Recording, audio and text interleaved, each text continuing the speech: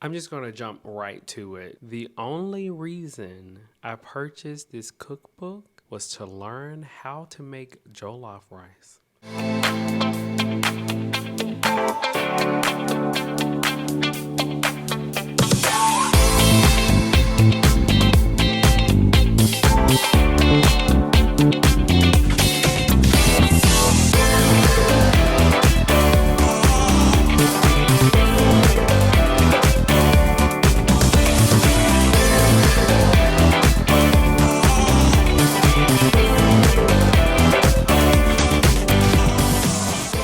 Hello, hi, and welcome to episode 6 of Cookbooks and Conversations with your host, Justin Nelson. And here we are going through vegan cookbooks that I've collected over the years and finding recipes that are either meal preppable, quick and easy, something for a brunch or a party, something new and challenging, or something that's an inspiration that I can build off of for years to come.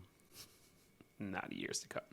And something inspirational that I can build on as a base. So today's cookbook is not Asian or Korean, anything like that.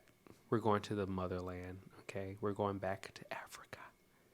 And we're about to learn a lot because a lot of these things we don't cook in America is soul food. Now this is soul food, like the deeper than soul food. What's deeper than soul? This is what they had at the Last Supper. I'm joking. So today's cookbook is Vegan Africa. Plant-based recipes from Ethiopia to Senegal. Just so you know, I've already looked for the jollof recipe. If this cookbook didn't have a recipe for jollof rice in it, I wasn't buying it. But it has it. Before we even get there, jollof rice is number 4 on my list of foods that I love. So we have pancakes, we got kimchi, not together. We have the steamed buns and jollof rice. I had it for the first time at a restaurant here in New York. It was vegan. I was sold. I knew my ancestors made this and wanted me to get it. Love the vibrant colors. The book is dedicated to Marie's parents. And we jump straight into the contents. So the introduction is called You Are What You Eat. And if I can put a little interjection here because this is my page and I can do that. So I just got over sinusitis. I had it for 7 weeks and it really made me pay more attention to what I'm putting in my body. Yes, I'm vegan, but I can be more intentional about how I take care of my body. The thought that comes to mind is you are what you eat. Yes. And we need to eat to live, not to survive. Okay? So be more intentional in your eating when you're... I swear, I'm going to get through one of these videos without this dog barking in the background. Well, how y'all doing? This is a blooper, if you will. He should be done in a few seconds, so if you'll bear with me, I'll finish recording. Oh, still going. Yeah, still going. Yeah. Almost done, guys. Almost done. So just like the introduction says, you are what you eat. Let's be more intentional about what we put in our bodies. So you won't get sinusitis for 7 weeks. So after the introduction, she gives us different chapters. So the first chapter is sauces. You have snacks, starters, main dishes, rice, desserts, and drinks. Already 8. It doesn't have macronutrients. I might as well just give up on the hope that all cookbooks would have macronutrients and just not make that a thing. I think it was just my first cookbook experience. I was like, ooh, macronutrients is a must-have. It's not a must-have. You can just figure it out yourself. So moving forward, I would not rate a cookbook based off its lack of macronutrients. Let's jump in. You are what you eat. So re-examining African cuisines. What does it mean to be vegan? These are the questions she asks. Why write a book about vegan food, a holistic approach to nutrition? Let's see what this says. Why do we eat anyway? First and foremost, we eat to live. I just said that. I just said that. And I didn't even read this. See, this is when you know. This is when you know, okay? See, it's moments like this that really make me happy for not giving up on this platform. Earthy and Culture, not YouTube. I'm just getting started. But, okay, let me finish. We eat to live.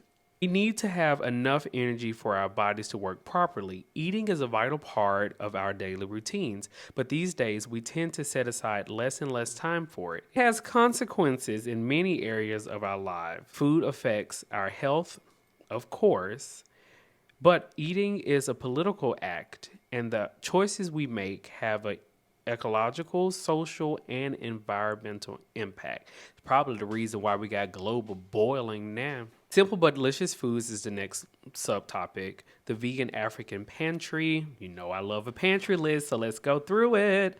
So we have fruits and vegetables, grains and legumes. You talk about seeds, rice, corn is a pantry staple for African cultures, legumes and grains. And then you have fats. Preserves or canned goods, spices. I can't wait till I start this spice series. Let me know what you think about it. And African superfoods. So the African superfoods are avocado, cacao, garlic, ginger, kinkiliba.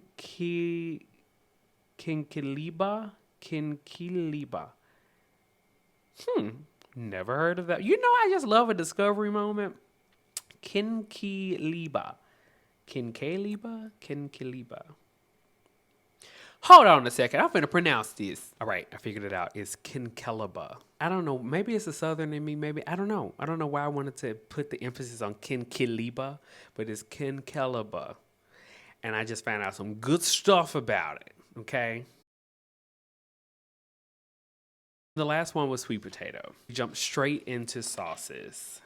We have a virgin sauce, which is it's a vinaigrette, okay. A tomato sauce, perfect. We have a mango chili sauce, piri piri sauce, Senegalese green pepper paste. Sounds pretty good. Jump into snacks. We have crunchy spiced chickpeas. I'm not going to go through each one of these. I'm going to fan through like I normally do. Vermicelli. See, all this I can meal prep. Vermicelli rice with spinach and cashews. You got fiber, protein, and carbs, and a little fat. Real easy. Prep time is 15 minutes. Cook time is 30. Serves 4 people. I'm 4 people. Red rice. This is a stew, okay. Potato stew with olives. Have I ever had potatoes with olives? I just started liking olives last year, so I ain't gonna push it. Rwandan vegetable soup. I don't like soup. Cumin spice orange and chickpea salad. Okay, is that a fonio recipe? Look at that. I think we talked about fonio in Brian Terry's cookbook. Okay, fonio and papaya salad. Look at that. It's starting to interweave, you know. Sweet bread. Is this like a Hawaiian roll? Prep time is 20 minutes. Cook time is 15 minutes. Rest? This is a message, okay? Y'all, I'm feeling my help today.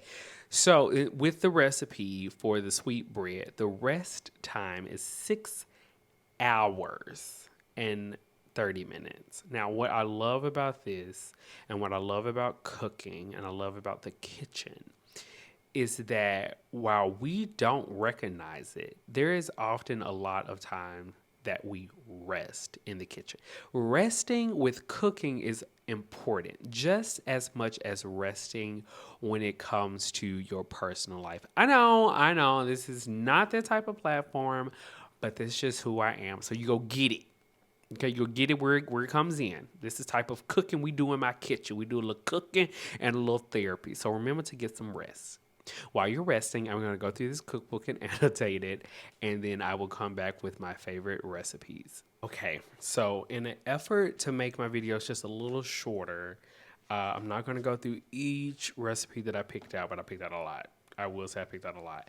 I'm going to highlight my favorite ones. I'm going to try to highlight my favorite ones, but y'all, she has a recipe for East African flatbread. I just like bread. So that's my issue.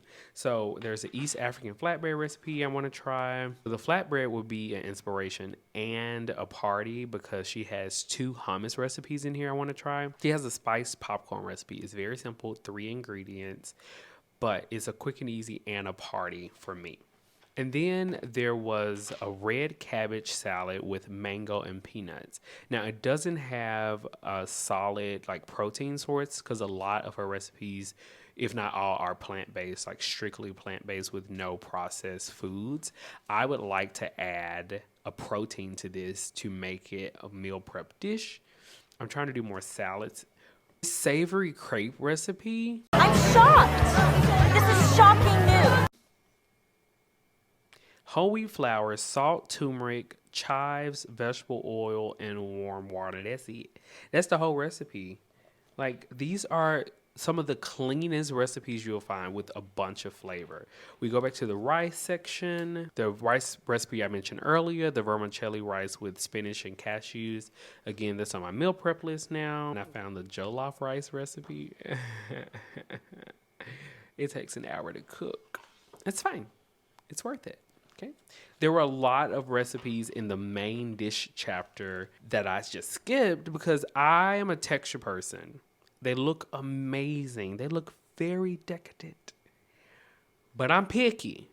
Okay? And if I make it and it don't taste decadent, it tastes deadly, I ain't finna set myself up for that. So I'm gonna find an African vegan restaurant in New York. I'm gonna try some similar dishes, and then I'm gonna go, oh my God, that's in the cookbook, and I'm gonna come home and make it. I'm finna kill myself.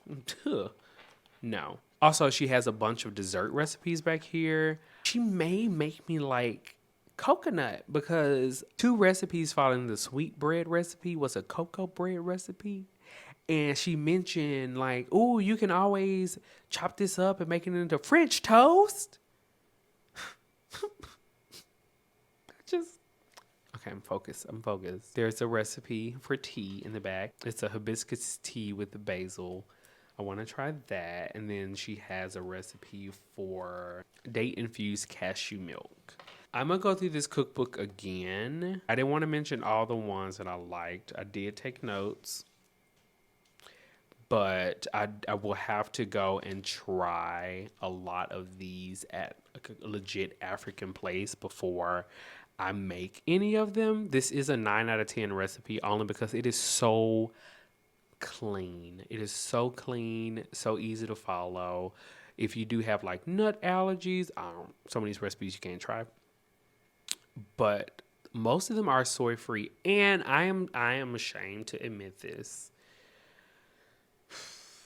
75.4% of her recipes either had plantain or eggplant in it, and I've never had plantain before, or plantain, or however you pronounce it up here. Again, we ain't finna tussle on this channel, okay? If I said it wrong, I said it wrong. You can correct me in the comments. This shit, it is what it is. Okay, but I hope you have enjoyed this episode featuring Vegan Africa, the cookbook. Make sure you like, subscribe, and share this video. Until next time, bye-bye.